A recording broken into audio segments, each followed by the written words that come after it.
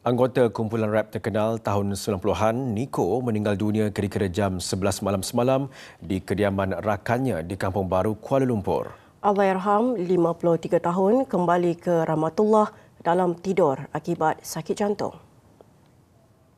Jenazah Allahyarham Niko dimandi dan disolatkan di Masjid Jamik Kampung Baru selepas solat Zuhur. Allahyarham Niko atau nama sebenarnya Abdul Fashah Abdul Aziz selamat dikebumikan di Tanah Perkuburan Islam Jalan Ampang, Kuala Lumpur kira-kira jam 2.15 petang tadi. Keluarga, saudara mara dan kenalan hadir memberi penghormatan terakhir. Allahyarham mempunyai seorang anak, Muhammad Fazlul Shazrin, berusia 12 tahun. Kumpulan Niko popular pada tahun 1990-an, terkenal dengan lagu Inilah Nasibku, turut dianggotai Afa dan Dino. Sementara itu, kakak Allahyarham Niko, Suzy Abdul Aziz, berkata kali terakhir dia bertemu dengan arwah pada Aidilfitri Isnin lalu. Mereka sempat bergurau senda seperti biasa. Itulah, tapi memang kita sempatlah dia.